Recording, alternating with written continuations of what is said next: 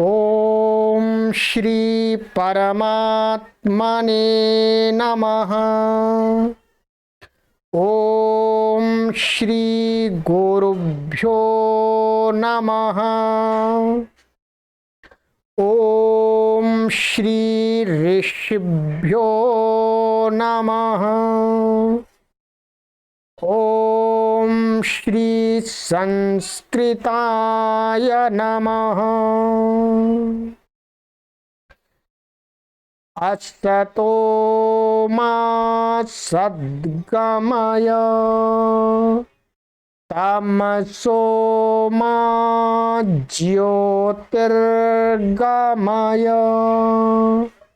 मृत्योर्मामृतंगमय। सर्वेभ्यो नमः। देववाणी संस्कृतम यूट्यूब चलदृश्यं प्रति भवतां भवतीनां च हार्दं स्वागतम। मित्रों, आज हम त्रैमासिक संस्कृत शिक्षणम की लाइव कक्षा संख्या 62 को पढ़ने जा रहे हैं। मित्रों, आप सभी ने अभी तक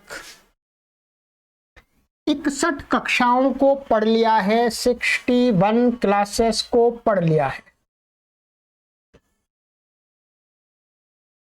ये हमारा त्रैमासिक संस्कृत शिक्षण कोर्स चल रहा है और 3 मास के अंदर यदि हम दिवस जोड़ें तो हमारे लगभग 90 डेज होते हैं।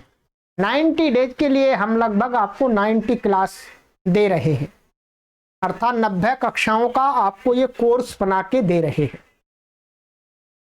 मित्रों, हमने आप सभी से प्रारंभ में ही ये निवेदन कर दिया था कि किसी भी भाषा को सीखने के लिए सबसे पहले आपको धैर्य की आवश्यकता होती है। किसी भी भाषा को ही नहीं, किसी भी कार्य को करने के लिए, चाहे छोटा कार्य हो, कोई भी कार्य क्षण भर में नहीं होता है। प्रत्येक कार्य को करने में समय लगता है और धैर्य के साथ साथ में हमने आपको ये भी बताया था कि आपकी श्रद्धा भी होनी चाहिए कि मुझे सीखनी है। श्रद्धा का अर्थ यही है कि मुझे पक्का मुझे ये काम करना है। ठीक है, मुझे संकल्प है मेरा कि मैं इसको पूरा करूंगा, यही उसके प्रति श्रद्धा है आपकी। तो आप संस्कृत भाषा को सीख रहे हैं तो आपकी इसमें पूरी श्रद्धा भी होनी चाहिए। आपका संकल्प हमने प्रारंभ में ही करा दिया था कि आप आज ही अपना संकल्प कर लें कि हमें संस्कृत भाषा को सीखना ही है, क्योंकि संकल्प है तो आपका विकल्प नहीं है, फिर उसमें आपके लिए ऑप्शन नहीं है। ठीक है। और तीसरी बात मैंने आपको बताई थी कि आपको धैर्य और श्रद्धा के साथ में आपको परिश्रम भी करना पड़ेगा। कोई भी छोटे से छोटा कार्य करते हैं मित्रों, उसके लिए भी परिश्रम करना पड़ता है। चींटी भी थोड़ा सा किसी भी चीज को, दाने को उठा के ले जाती है तो उसको भी परिश्रम करना पड़ता है, उसको भी शक्ति व्यय करनी पड़ती है, तब वो खाने के लिए दाने को एक स्थान से दूसरे स्थान पर ले जा पाती है। तो मित्रों, परिश्रम, श्रद्धा और धैर्य, हमारे बहुत सारे पाठक पूर्ण श्रद्धा के साथ में, परिश्रम के साथ में और धैर्य के साथ में आज भी पढ़ रहे हैं और आगे भी इस कोर्स को कंप्लीट होने तक पढ़ते रहेंगे। वास्तव में विद्या की प्राप्ति उन्हीं पाठकों को होगी। और जो पाठक रात रात में, सपने में, स्वप्न में संस्कृत के विद्वान या पंडित बनना चाहते हैं तो उनका सारा समय स्वप्न में ही व्यतीत हो जाएगा। शायद ही वो संस्कृत के पंडित या विद्वान बन सके, क्योंकि उनका सारा समय, सारी शक्ति, सारा चिंतन उनका स्वप्न में जा रहा है कि हम एक रात में, एक दिन में, 2 दिन में संस्कृत भाषा को सीख लें। तो ऐसा है ही नहीं, ठीक है। ये हम आप बार बार बताते हैं कि कोई भी संसार में ऐसी जादू की छड़ी नहीं है कि किसी को रात रात में कोई भी भाषा सिखा दे। भाषा को सीखने की एक प्रक्रिया होती है, नियम कानून होते हैं, उनको धीरे धीरे सीखना होता है और निरंतर अभ्यास की आवश्यकता होती है। तो आज भी इस कक्षा में हजारों की संख्या में हमारे पाठक पढ़ रहे हैं, आगे भी लाखों की संख्या में, करोड़ों की संख्या में इस कोर्स के माध्यम से संस्कृत भाषा को सीखेंगे। तो जो आगे सीखेंगे उनके लिए भी यही आज ही मैं संदेश देता हूं कि आप पूर्ण श्रद्धा और धैर्य और परिश्रम के साथ में इस विद्या को प्राप्त करने के लिए इन वीडियोज को देखिएगा, तभी आपको इसका लाभ मिलेगा, परिणाम सही रूप में प्राप्त होगा। लगभग हमने 61 कक्षाओं को पढ़ लिया है, मानिएगा 61 हो गई, आज 62वीं हो जाएगी। लगभग हमारे पास में अभी 25 से 30 कक्षा के बीच में और आपको हम पढ़ाएंगे, फिर ये कंप्लीट कोर्स बन जाएगा।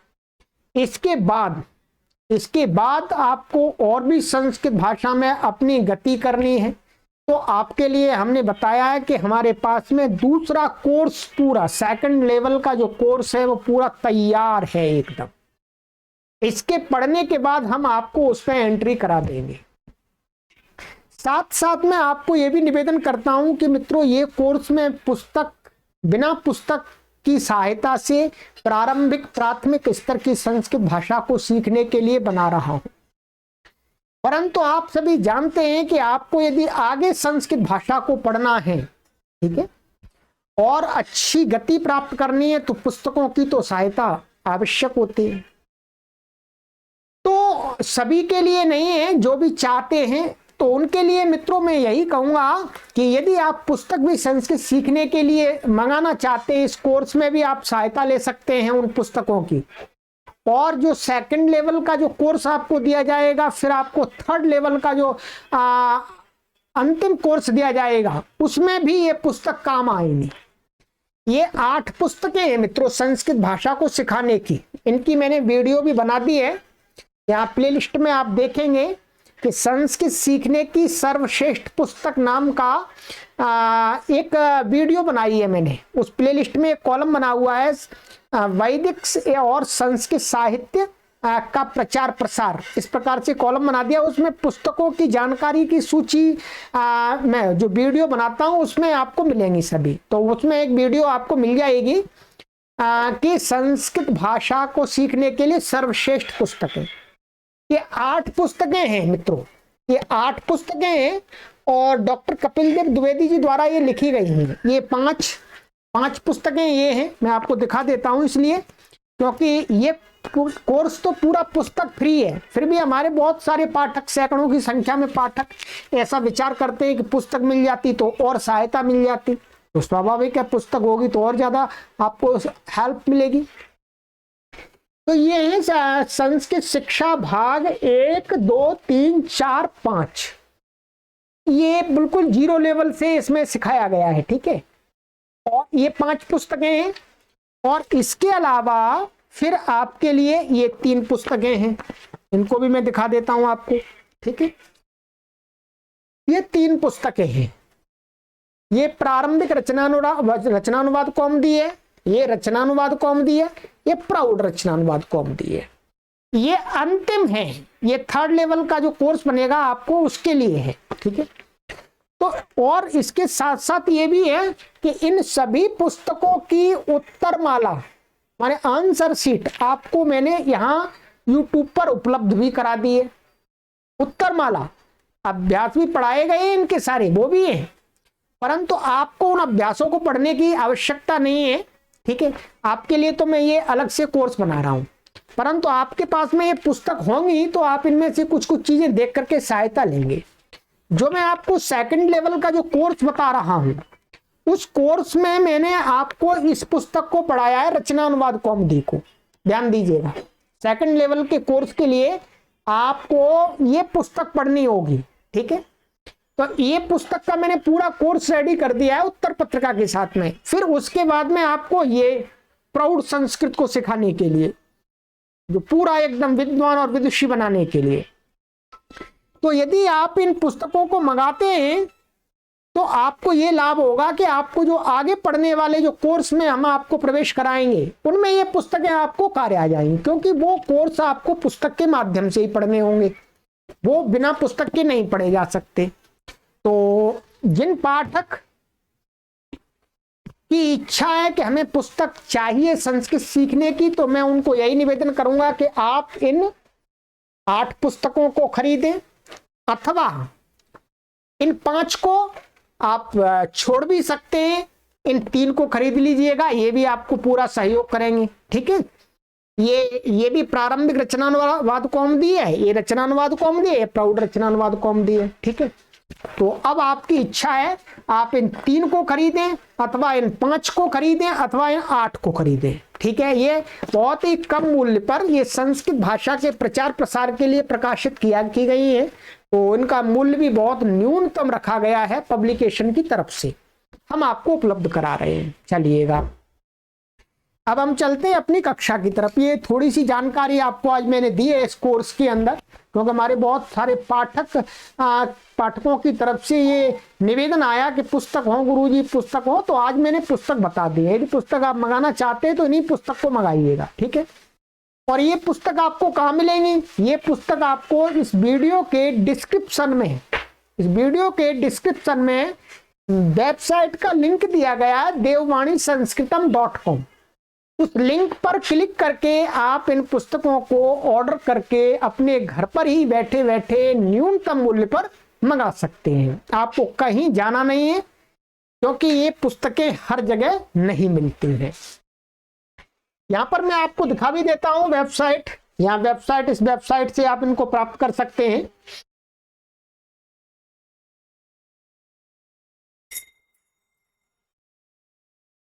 ये वेबसाइट है, आप गूगल में सर्च कर लीजिएगा, अथवा व्हाट्सएप नंबर से संपर्क करके प्राप्त कर लीजिएगा।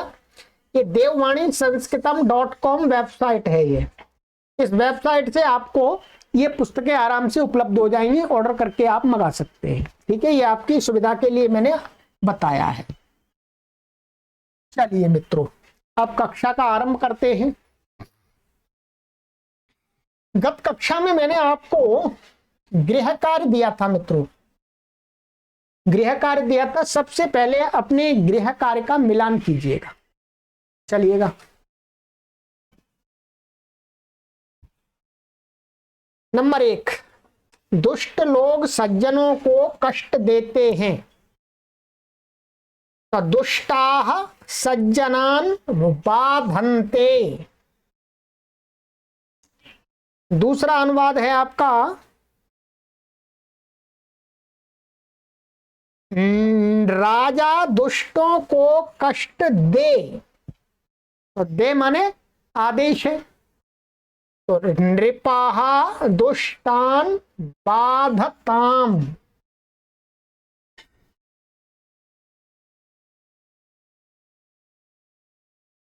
नंबर 3 था आपका, बहु लज्जा करती है, तो वधूः लज्जते।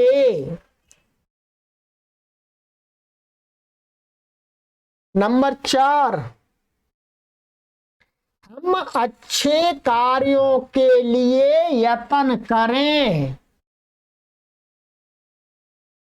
वयम श्रेष्ठ कार्याणाम कृते यतामहै।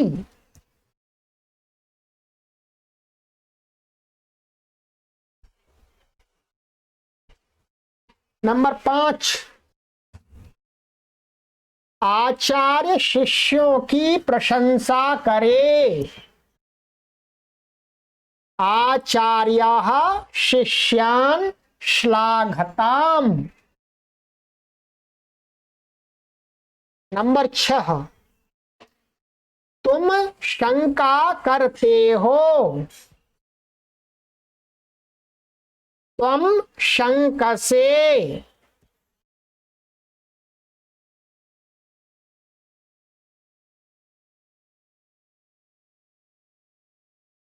नंबर 7, मैं भारत भूमि को नमन करूं।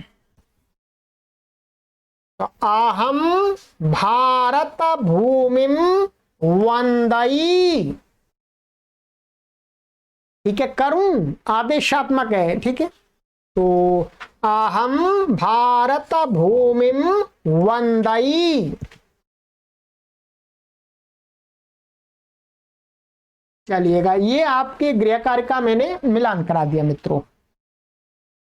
अब ये लोट लकार हमारा हो गया था। अब आ जाइएगा, आज हम सेव धातु का आपको लिखाते हैं। सबसे पहले लंग लकार। लंग लकार के रूप लिखिएगा, पेन हाथ में लीजिएगा, कॉपी खोलिएगा। ठीक है, हाँ, तैयार हो जाइएगा और देखिएगा। आज हम लंग लकार पर चलेंगे, क्योंकि लंग लंग लकार की लंग लकार हम कब प्रयोग करते हैं? भूतकाल की क्रिया को बताने के लिए। भूतकाल में कोई क्रिया या पास्ट में कोई क्रिया हुई है उसको बताने के लिए, तो भूतकाल में इसका प्रयोग होता है। हमने आपको पहले भी बता दिया है, परस्मैपदी धातुओं के साथ में। यहाँ एक वचन, द्विवचन, बहुवचन है ये, और प्रथम पुरुष, मध्यम पुरुष है ये आपका, और ये उत्तम पुरुष है। ठीक है, चलिएगा, लिखिएगा। असेवता,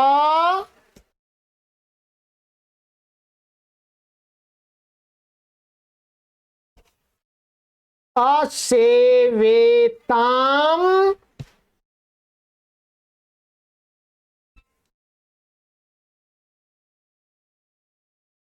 असेवंता,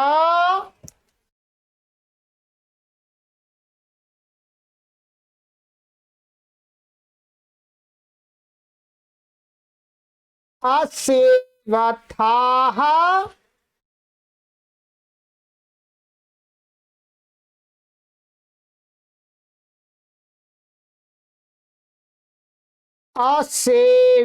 असेवेथाम,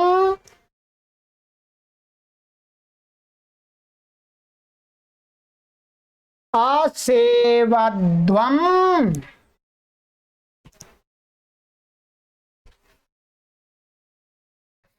असेवे,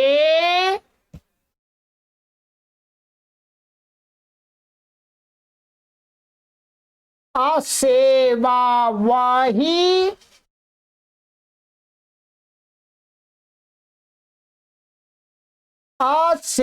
असेवामहि।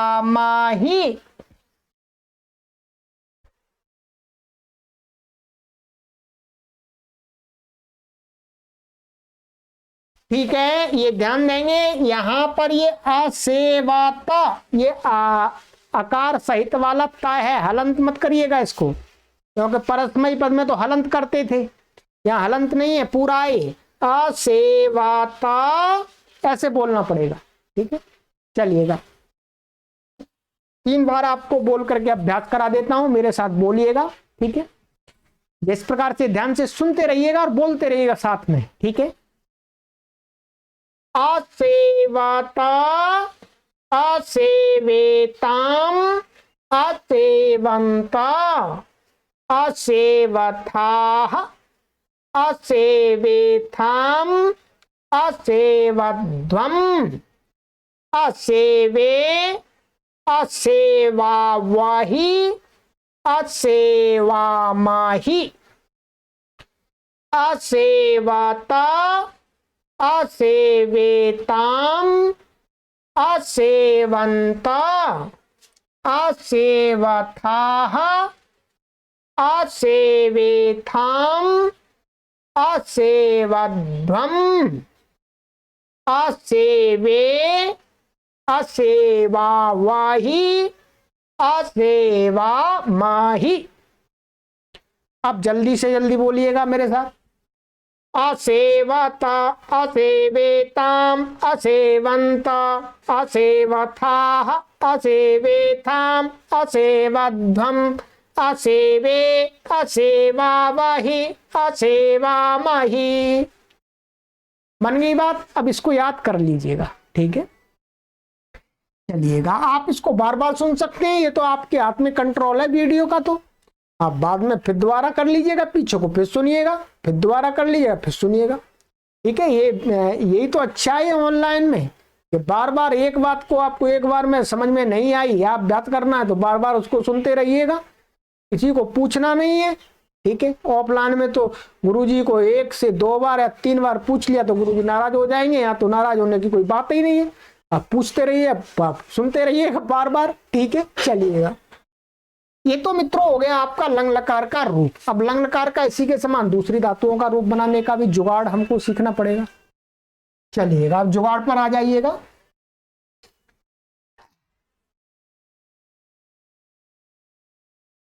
लंग लकार संक्षिप्त प्रत्यय। यहां पर आपको एक बात आपको ध्यान रखना होगा, मैं पहले ही बताता हूं। लंग लकार में धातु से पूर्व आ या आ लगाया जाता है। ठीक है, संक्षिप्त प्रत्यय तो लगाया जाएगा, संक्षिप्त प्रत्यय धातु के पीछे लगाया जाता है, ये पता है आपको, ज्ञात है। परंतु लंग लकार में एक बात और करनी पड़ेगी कि धातु से पहले अ लगाना होगा, ह्रस्व अ अथवा दीर्घ अ। ह्रस्व अ कहां लगाना है, दीर्घ आ कहां लगाना है, ये हमने आपको पहले बताया था, फिर बता रहे हैं आप। ठीक है, जैसे परस्मैपदी धातुओं में नियम था कि लंग लकार में धातु से पहले अ भी या आ लगाया जाता है, वैसे ही यहां पर भी है। यहां मैंने लिख दिया है कि व्यंजनादि से आ। व्यंजन माने जिस धातु के आदि में व्यंजन है, वह वर्ण जो आदि वाला वर्ण है वो व्यंजन है, तो उस धातु से पहले लंग लकार में अ लगेगा। ठीक है, और यदि धातु के आदि में स्वरादि से आ माने स्वर आदि वाली धातु से, जिस धातु के पहले स्वर है, ठीक है, वोवेल्स का है, तो उसमें आ लगेगा। बस ये इसमें मोटा सा नियम है, ये लिखने की जरूरत नहीं है, आपको ये वैसे ही समझ में आ जाएगा जब आप अभ्यास करेंगे तो। ठीक है, आ जाइएगा। अब संक्षिप्त प्रत्यय लिख लीजिएगा, देखिएगा। संक्षिप्त प्रत्यय प्रथम पुरुष, मध्यम पुरुष, उत्तम पुरुष, एक वचन, द्विवचन, बहुवचन। लिखिएगा, आता,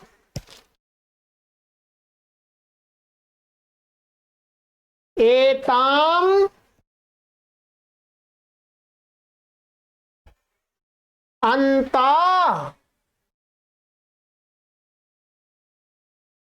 अथाह, एथाम, अध्वम, ए आवाही, आमाही।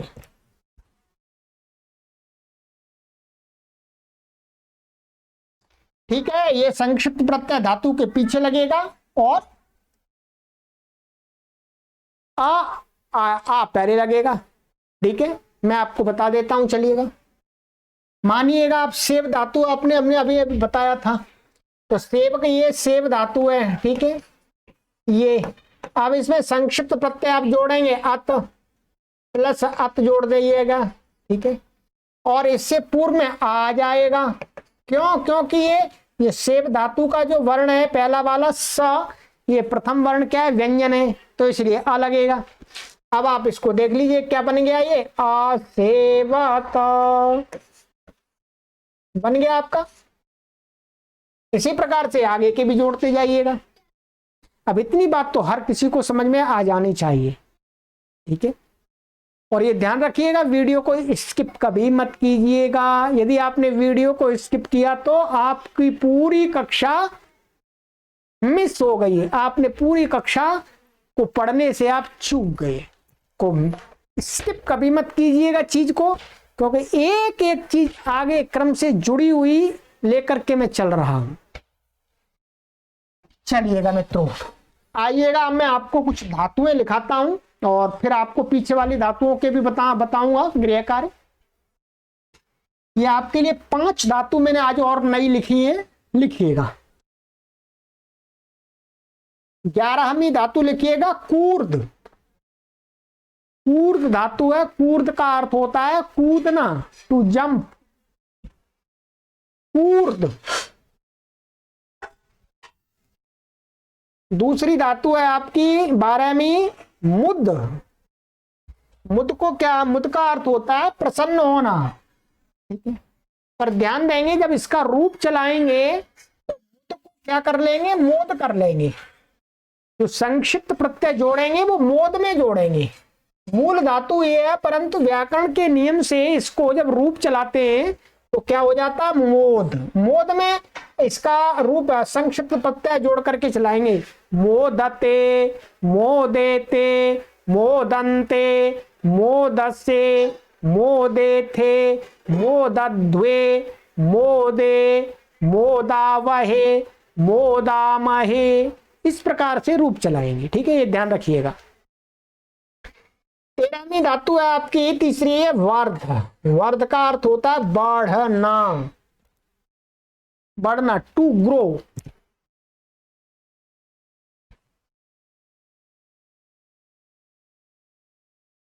लिखिएगा 14वीं धातु लिखिएगा कंप।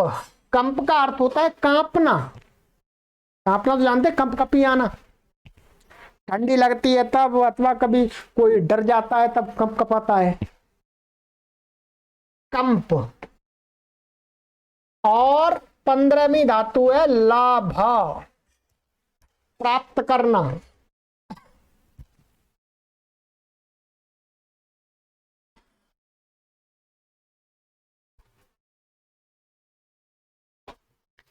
ठीक है, ये 5 धातुएं ये हो गई।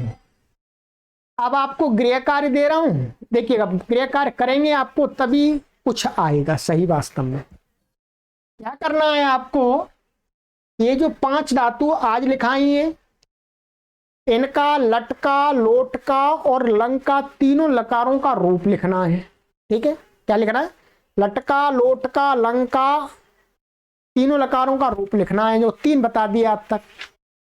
और इससे पहले की जो 10 धातु है, ये जो 10 धातु मैंने अभी तक बताई हैं, इनका आपको केवल लंग लकार का लिखना है, क्योंकि लटका लोटका पहले लिखा दिया मैंने, ठीक है। लटका लोटका पहले लिखा दिया, तो इनका ये गृह कार्य है आपका। वो 10 धातुओं का लंग का लिखिएगा, प्रत्यय संक्षिप्त प्रत्यय जोड़ करके और पूर्व में अ जोड़ करके, और इन 5 का तीनों में। ध्यान देंगे अभी तक इसमें ऐसी कोई धातु मैंने नहीं लिखाई है जिसके पहले लंग लकार में आ लगे, सब में आ लगेगा, ठीक है। आगे बता देंगे आपको जो स्वरादि वाली। तो ये आपका गृह कार्य हो गया, ठीक है। इसको कीजिएगा, आइएगा। अब एक संधि पढ़नी है पहले, चलिएगा संधि पर आ जाइएगा।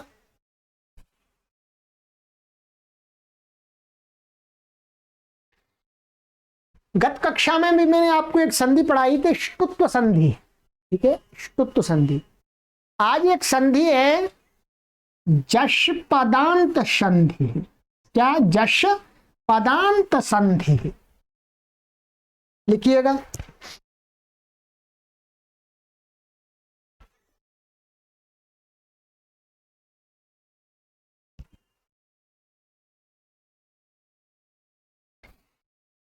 पदांत का अर्थ होता है पद।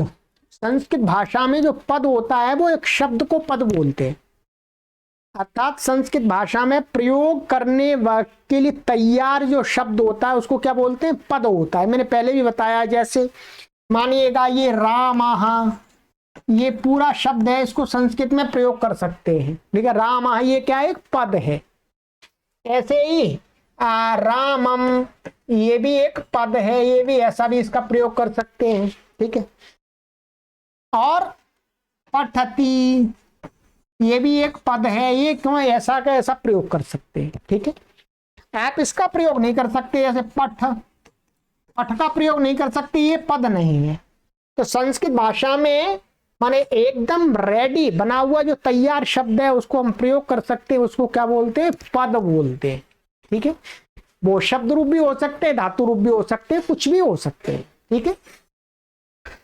तो उसी को कहा है कि ऐसा जो संस्कृत भाषा का शब्द जो प्रयोग करने के लिए तैयार है, रेडी है एकदम, उसके अंत माने पद अंत माने पद के अंत में, ये पद के अंत में ही लगेगा हमेशा, शब्द के अंत में ही ये संधि कार्य करेगी, बीच में और आदि में काम नहीं करेगी, माने शब्द के अंत में।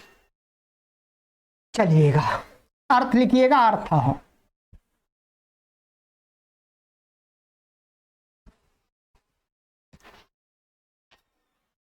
पद के अंत में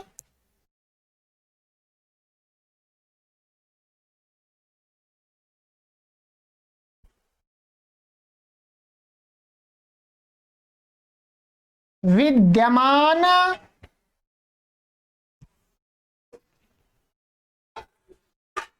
वर्ग के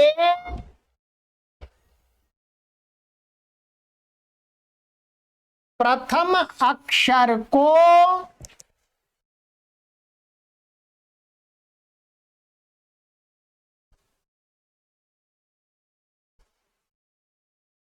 उसी वर्ग का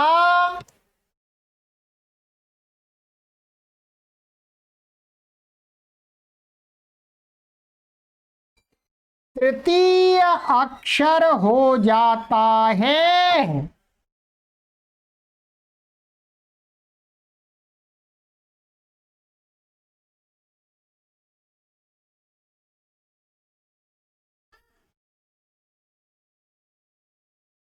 ठीक है, ये अभी हम जो संधि आपको पढ़ा रहे हैं, ये वाली जो संधि है, ये अभी हम मोटा मोटा आपको पढ़ा रहे हैं। ठीक है, जब सेकंड लेवल वाला जो कोर्स आएगा उसमें इसको और जो भी इसका पूरा का पूरा समझा दिया जाएगा। ठीक है, अभी आपको पूरा का पूरा समझ में नहीं आएगा, अभी जितना आवश्यक है उतना इस संधि के बारे में जानना है, जिससे आपको समझने में बिल्कुल भी कठिनाई ना आए।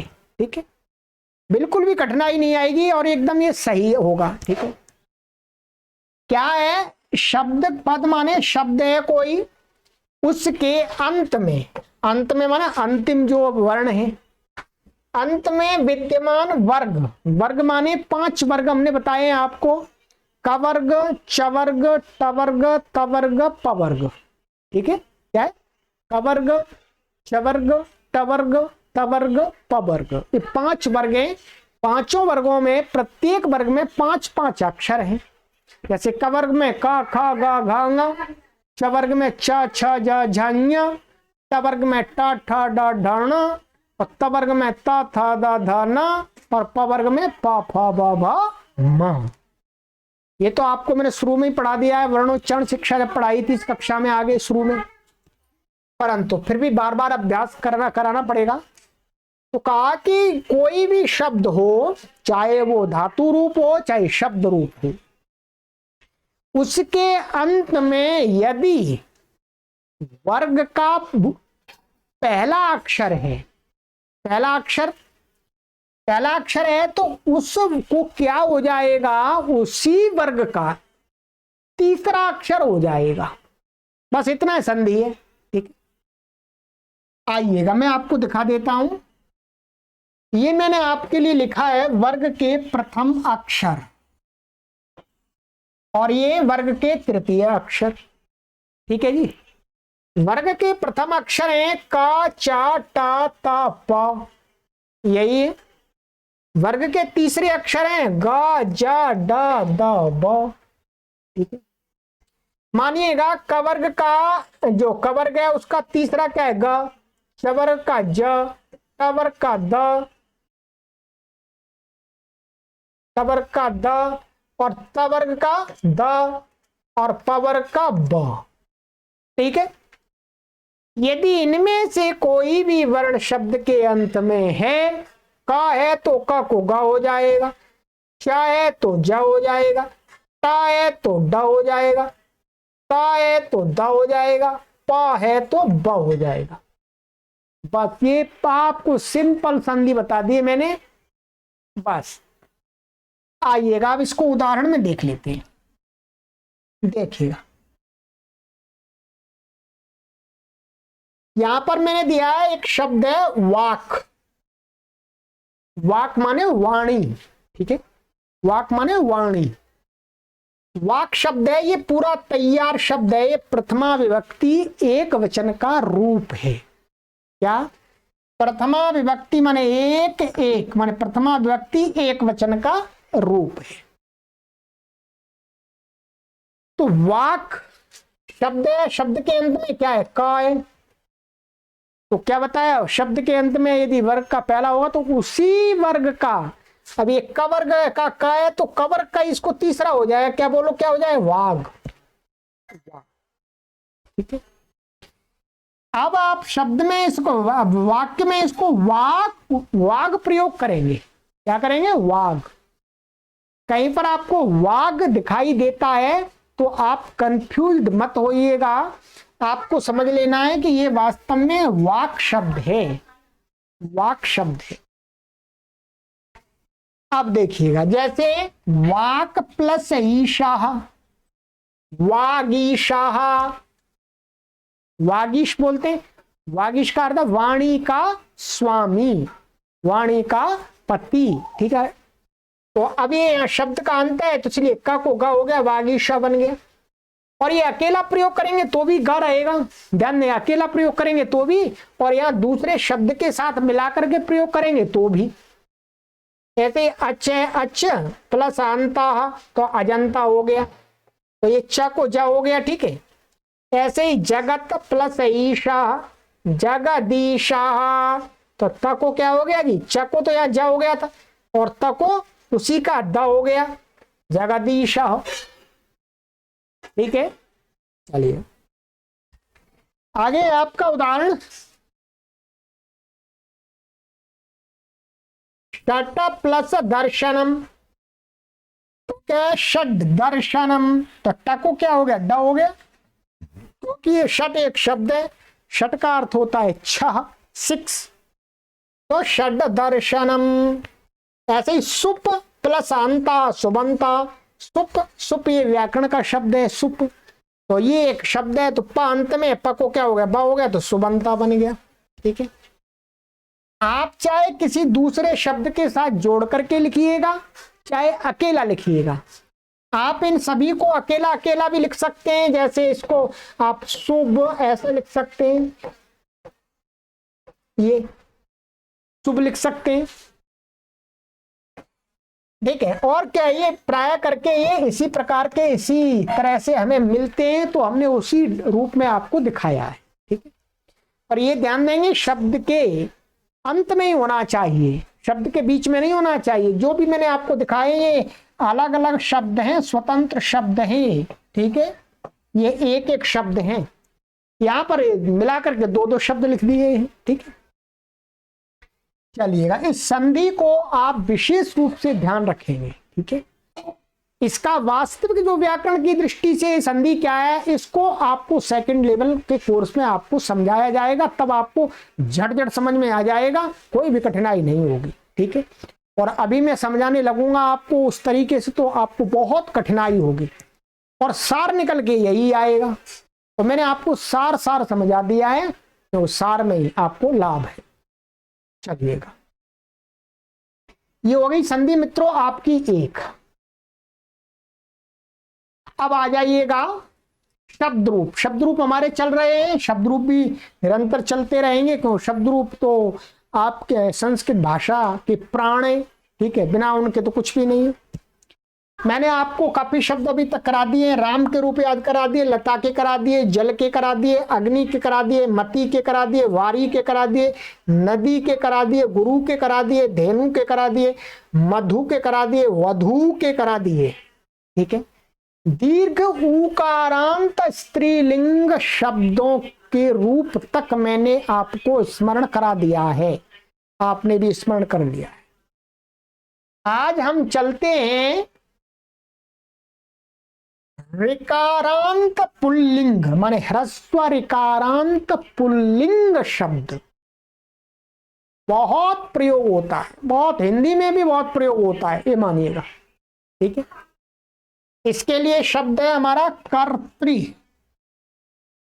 क्या शब्द है? कर्त्री, जिसको हम बोलते हैं कर्ता। ये इसका करता है, वो उसका करता है, कर्ता, माने करने वाला। तो कर्तृ शब्द के रूप आज याद करेंगे और कुछ आपको दूसरे इसी के समान से ऋकारांत शब्द भी बताएंगे और आज ही आपको तीनों लिंगों में बताएंगे। ये तो पुल्लिंग है परंतु तीनों लिंगों में इनका रूप आपको बता देंगे आज ही, सरल है तीनों लिंगों में। आइएगा, पेन तैयार कर लीजिएगा मित्रों।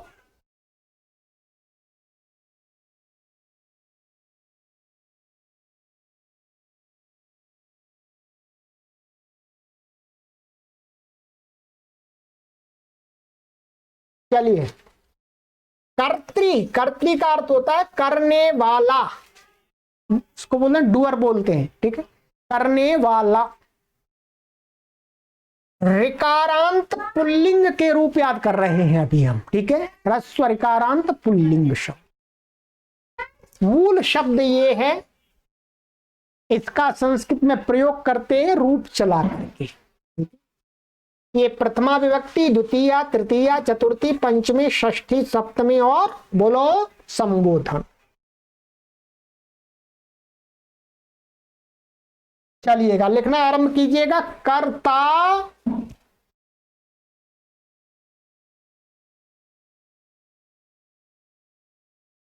कर्तारौ,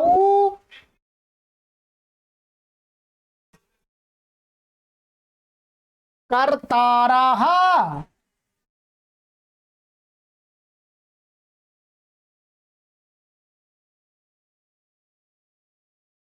कर्तारम्,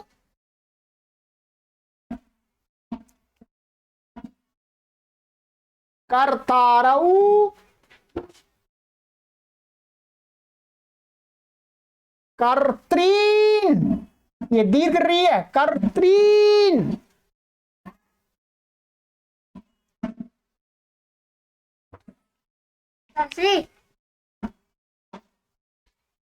कर्त्रा,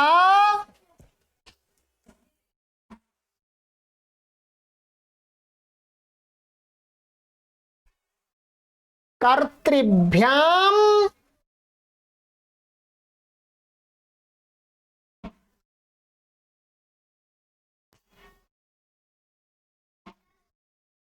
कर्तृभिः,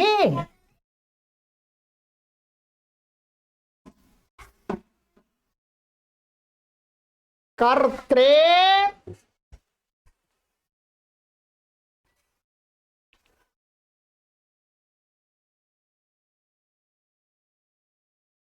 कर्तृभ्याम,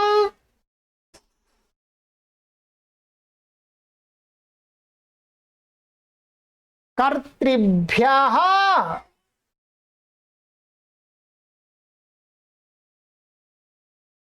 कर्तुः,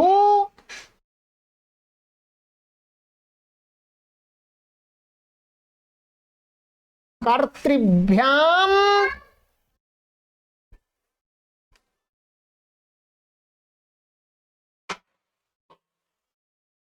कर्तृभ्यः,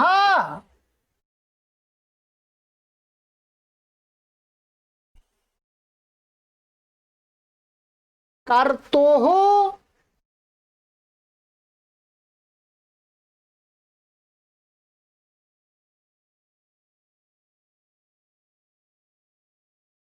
कर्त्रोः,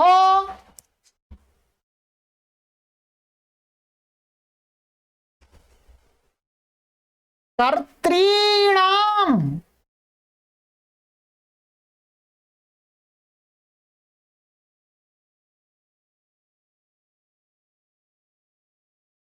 कर्तारी,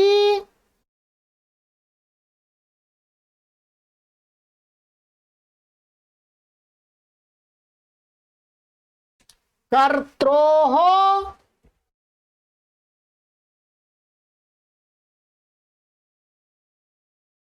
कर्तृषु,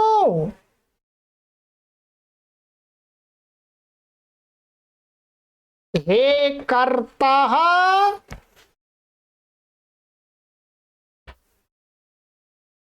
हे कर्तारौ,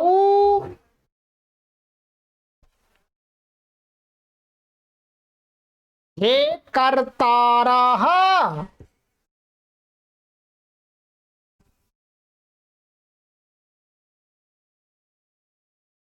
ठीक है, ये कर्तृ शब्द के रूप में आपको लिखा दिए हैं। अब याद आपको करने, इसको याद आपको करना ही पड़ेगा, क्योंकि संस्कृत भाषा में ऋकारांत शब्दों का बाहुल्य से प्रयोग होता है, इसलिए। ठीक है, चलिएगा एक बार मेरे साथ में उच्चारण कर लीजिएगा जल्दी से। ठीक है, फिर इसका संक्षिप्त रूप आपको लिखाऊंगा, फिर कुछ शब्द भी लिखा दूंगा। ठीक है, चलिएगा, बोलिएगा। कर्ता, कर्तारौ, कर्तारः, कर्तारम, कर्तारौ, कर्तॄन्, कर्त्रा, कर्तृभ्यां, कर्तृभिः, कर्त्रे, कर्तृभ्यां, कर्तृभ्यः, कर्तुः, कर्तृभ्यां, कर्तृभ्यः, कर्तुः, कर्त्रोः, कर्तॄणां, कर्तारि, कर्त्रोः, कर्तृषु। हे कर्ताः, हे कर्तारौ, हे कर्तारः। बन गई बात। चलिएगा अब आ जाइएगा, संक्षिप्त प्रत्यय जरूर लिखने पड़ेंगे आपको। ठीक है, आइएगा, ये संक्षिप्त प्रत्यय लिखिएगा, फिर शब्दों को दूंगा, उनके आपको रूप बनाने हैं।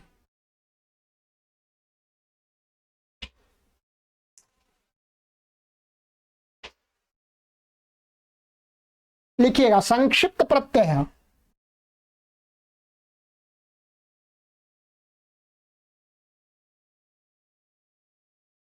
ये प्रथमा, द्वितीय, तृतीय, चतुर्थी, पंचमी, षष्ठी, सप्तमी, संबोधन, एक वचन, द्विवचन, बहुवचन।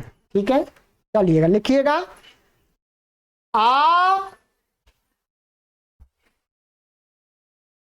आरऊ,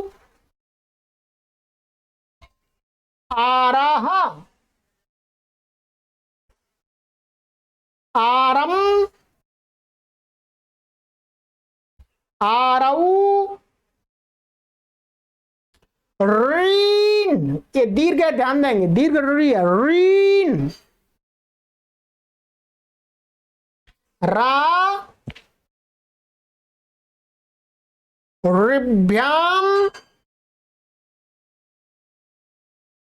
ऋभिः,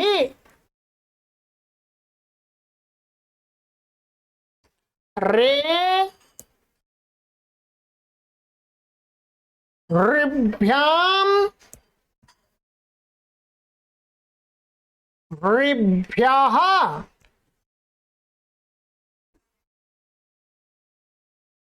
उहु,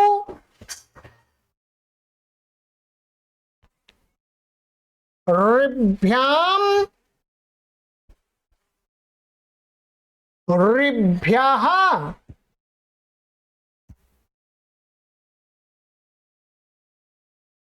उहु,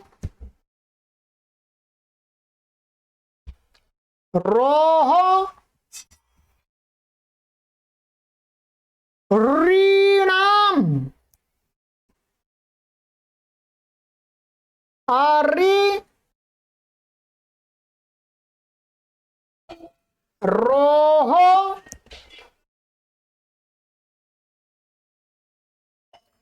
ऋषु,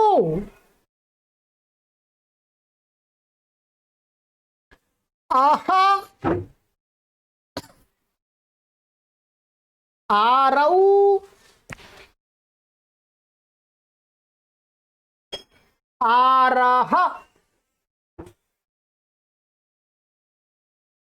संबोधन का है, शब्द से पहले हे आदि लगा लेंगे, फिर उसके बाद संबोधन का रूप बनाने के लिए प्रत्यय जोड़ेंगे संक्षिप्त। ठीक है, ये हो गया आपका संक्षिप्त प्रत्यय। अब आप ह्रस्व ऋकारांत ही शब्द होते हैं, दीर्घ ऋकारांत शब्द नहीं होते हैं प्राय करके। तो ह्रस्व ऋकारांत शब्द जो लाखों की संख्या में, उन सभी के पुल्लिंग के रूप आप आराम से बना लेंगे। क्या है? पुल्लिंग के। अब मैं आपको कुछ शब्द देता हूं और ये ध्यान दीजिएगा कि ये जो शब्द है, ये जो शब्द है, जैसे इसको या कर्त्री, हर्त्री आदि जो ऋकारांत शब्द हैं, ठीक है। कुछ ऋकारांत 2-4 शब्द आपको इससे थोड़ा अलग होंगे, उनका मैं रूप आपको अलग बताऊंगा, ठीक है।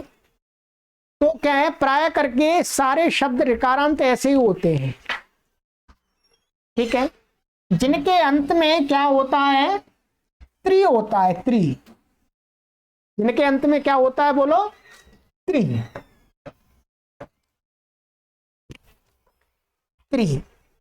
ये शब्द क्या होते हैं, ये विशेषण होते हैं, ध्यान दीजिए, क्या होते हैं ये, विशेषण।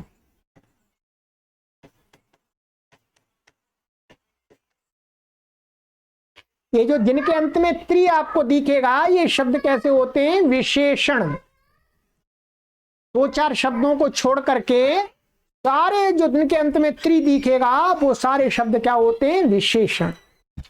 और विशेषण शब्दों के लिंग तीनों लिंगों में चलते हैं, ये भी बता दिया आपको। पुल्लिंग में भी चलते हैं, स्त्रीलिंग में भी चलते हैं, नपुंसक लिंग में भी चलते हैं। इसका मतलब इन शब्दों के रूप भी किसमें चलेंगे, तीनों लिंगों में चलेंगे। अभी मैं आपको क्या पढ़ा रहा हूं, पुल्लिंग, ठीक है। आइएगा, अब मैं आपको कुछ शब्द बता रहा हूं, आइए लिखिएगा, शब्दों को लिखिएगा। कुछ शब्द ही हैं, अधिक शब्द, बहुत सारे शब्द हैं ये तो, ठीक है, लिखिएगा। हर्त्री, हर्त्री लिखिएगा, हर्त्री।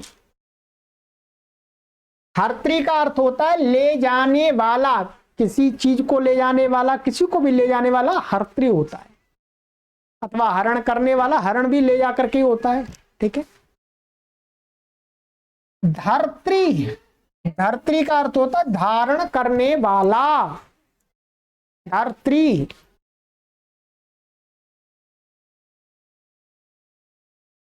श्रोत्री, श्रोत्री शब्द का अर्थ होता है सुनने वाला, लिस्नर, ठीक है, श्रोत्री।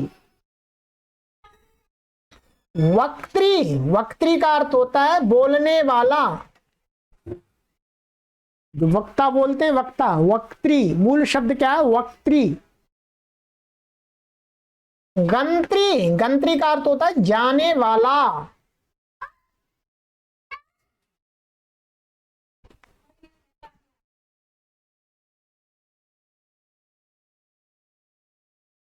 दात्री, दात्री का अर्थ होता है देने वाला, दाता, दात्री।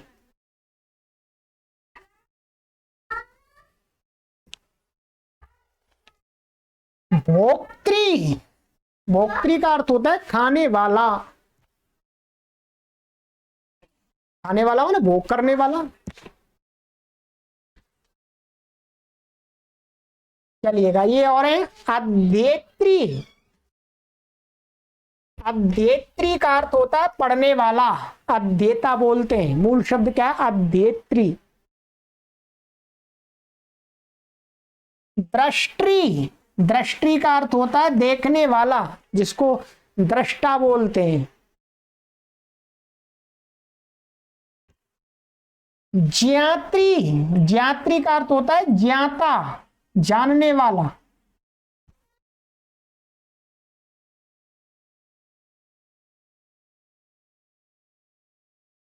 निर्मात्री, निर्मात्री का अर्थ होता है निर्माता, माने निर्माण करने वाला। बहुत सारे और भी हो सकते हैं, सृष्टि है, ठीक है, सृष्टा बोलते हैं। आप आगे और भी अभ्यास आपको करा देंगे शब्दों का। तो इतने शब्द आज लिख लीजिएगा, और क्या करना है आपको, इन शब्दों में से 3 शब्द के आपको रूप बनाने, संक्षिप्त प्रत्यय जोड़ करके, पुल्लिंग के, ठीक है, ध्यान दीजिएगा। इनमें से कोई भी 3 शब्द आप ले लीजिएगा और रूप बनाइएगा। क्या करना है आपको, कोई भी शब्द लेंगे तो उसके ये पीछे का री हटा देंगे। क्या हटा देंगे, मानिएगा अध्येत्री लिया आपने, अध्येत्री, तो इसमें री हटा करके अध्येत ऐसा ले लेंगे, और इसमें संक्षिप्त प्रत्यय जोड़ते जाइएगा, रूप बन जाएगा आपका, बन जाएगा। मैं चलिएगा एक शब्द का आपको यहां बता देता हूं, देखिएगा। ये संक्षिप्त प्रत्यय है आपका। आप देखिएगा, हमने अध्येत्री अध्येत ऐसा ले लिया, ये ले लिया, ठीक है। ये तकारांत ले लिया, री हटा दिया, इसमें जो री था आपका ये वाला री, इसको हटा दिया। अब इसके स्थान में क्या करेंगे, संक्षिप्त प्रत्यय जोड़ते जाएंगे। देखिएगा, अध्येता, अध्येतारौ, अध्येतारः, अध्येतारम, अध्येतारौ, अध्येतत्रीन्, अध्येत्रा, अध्येतृभ्याम, अध्येतृभिः, अध्येत्रे, अध्येतृभ्याम, अध्येतृभ्यः, अध्येतुः, अध्येतृभ्याम, अध्येतृभ्यः, अध्येतुः, अध्येत्रोः, अध्येत्रीणाम्, अध्येतारि, अध्येत्रोः, अध्येत्रीषु, हे अध्येताः, हे अध्येतारौ, हे अध्येतारः। पूरा रूप बना दिया। इसी प्रकार से आप भी बनाइए, क्या परेशानी, कोई परेशानी नहीं। अब ध्यान दीजिएगा, इन शब्दों का जो मैंने आपको ये बताया, इनका तीनों लिंगों में रूप चलता है, तीनों लिंगों में रूप चलता है।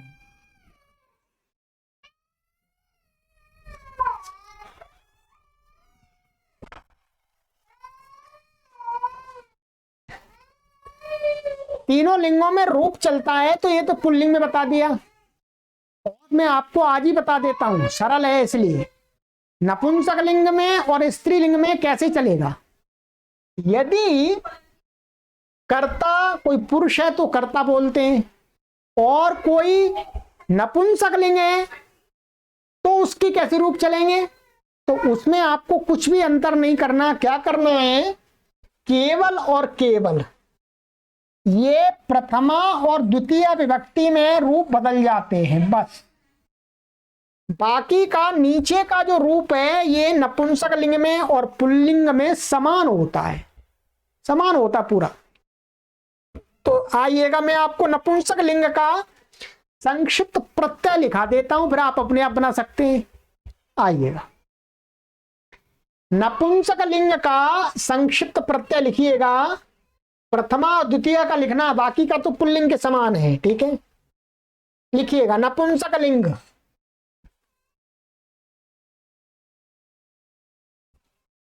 री,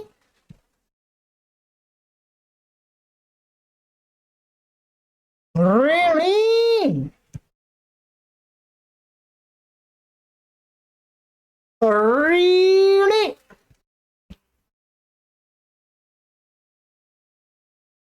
ऋ,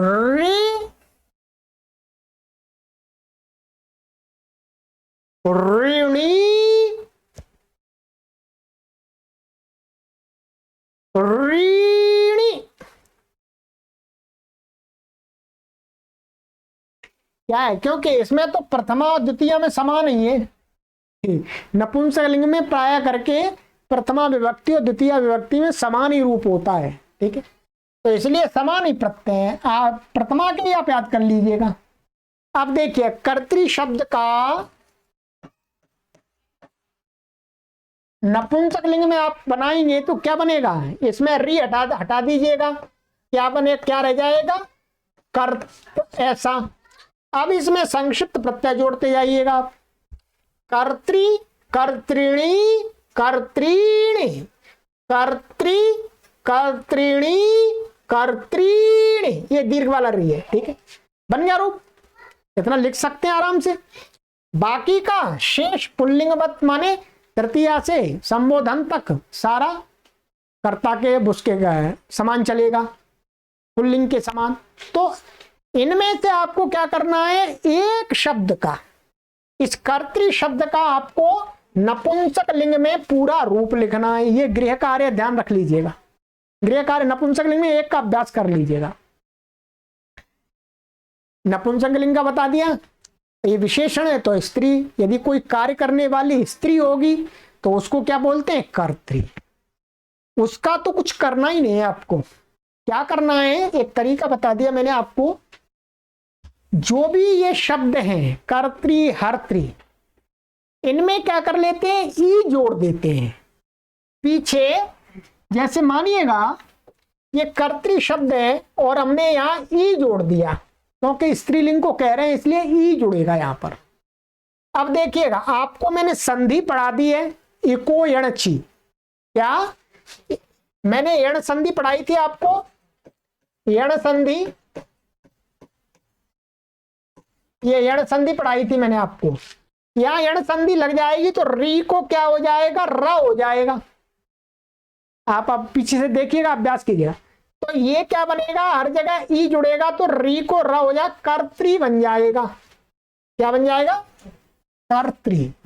ये क्या बन गया, स्त्री को कहने के लिए स्त्रीलिंगवाची शब्द बन गया, ऋकारांत से स्त्रीलिंग।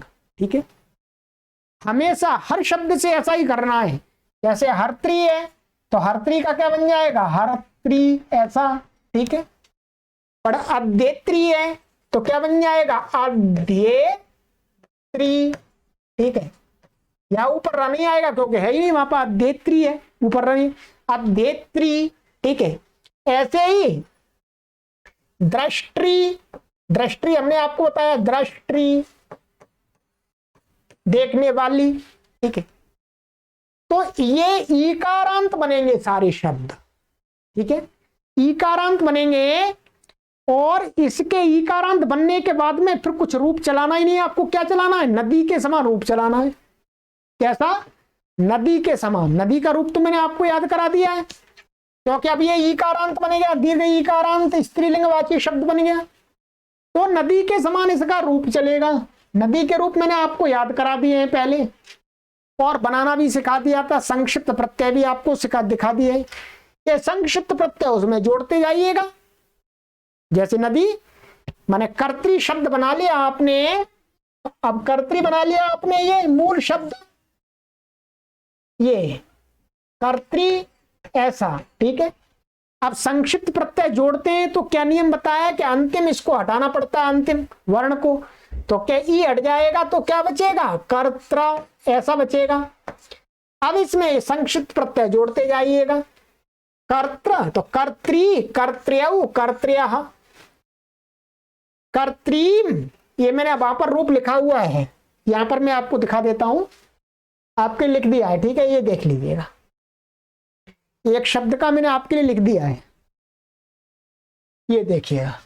लिखना नहीं है, देख लीजिएगा, बनाना है आपको। कर्त्री, कर्त्र्यौ, कर्त्र्यः, कर्त्रीम, कर्त्र्यौ, कर्त्रीः, कर्त्र्या, कर्तृभ्याम, कर्तृभिः, कर्त्र्यै, कर्तृभ्याम, कर्तृभ्यः, कर्त्र्याः, कर्तृभ्याम, कर्तृभ्यः, कर्त्र्याः, कर्त्र्योः, कर्तॄणां, कर्त्र्यां, कर्त्र्योः, कर्तृषु, हे कर्त्री, हे कर्त्र्यौ, हे कर्त्र्यः।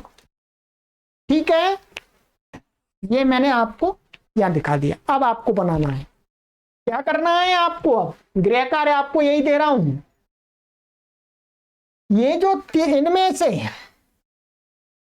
कोई भी 3 शब्द ले लीजिएगा, 3 शब्द, और उनके स्त्रीलिंग के रूप बनाइएगा। 3 के 3 में आपकी प्रैक्टिस होगी, क्योंकि जो ये ऋकारांत जो शब्द है इनके स्त्रीलिंग और पुल्लिंग में ही अधिक प्रयोग होता है, नपुंसक लिंग में बहुत कम होता है। ठीक है, तो कोई भी शब्द लेकर के आप, और जो मैंने तरीका बताया आपको वैसा बना करके आप लिखिएगा कॉपी पर और अभ्यास कीजिएगा। यही आज की कक्षा का गृह कार्य है। कक्षा आज बड़ी हुई है क्योंकि हमारे पास सामग्री अभी पढ़ाने के लिए बहुत है, आपको कराना है इसमें। ठीक है, तो कक्षा बड़ी हुई है, कोई बात नहीं है, आप काम कीजिएगा। आज मैं आपको अनुवाद नहीं दे रहा हूं, आज आपको यही कार्य दे रहा। ठीक है, चलिएगा आगे की कक्षा में मिलते हैं मित्रों। ये आप देख रहे होंगे कि ये हाथ से लिखा गया है, ये मैंने लिखा है, इसमें मेहनत लगती है, परिश्रम लगता है, समय लगता है। ये आपके लिए मैं तैयारी कर रहा हूं। आपसे पहले मुझे लिखना होता है, मुझे परिश्रम करना होता है। ठीक है, तो जब मैं लिख सकता हूं तो आप क्यों नहीं लिख सकते? आप तो पढ़ने वाले हैं, और वो भी आपको कोई फीस नहीं ली जा रही, आपको संस्कृत भाषा सिखाई जा रही है निःशुल्क। चलिएगा, इस निशुल्क अभियान का भरपूर आनंद लीजिएगा। सबको अधिक से अधिक लोगों को जोड़िएगा मित्रों। हमारा जो लक्ष्य है मित्रों, 1 करोड़ लोगों को संस्कृत भाषा सिखाना। उस लक्ष्य की प्राप्ति के लिए आप अपना योगदान दीजिएगा।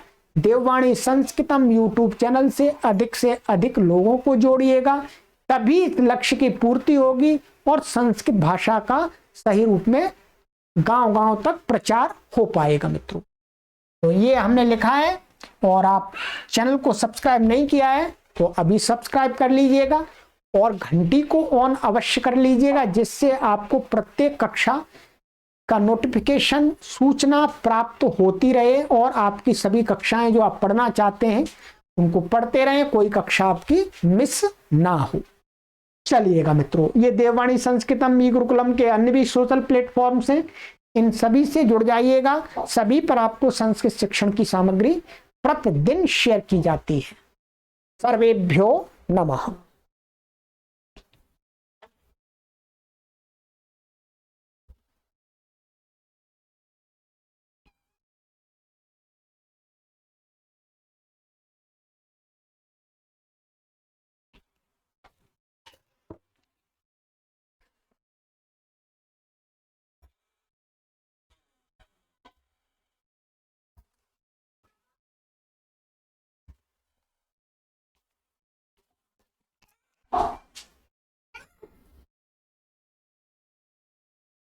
शास्त्री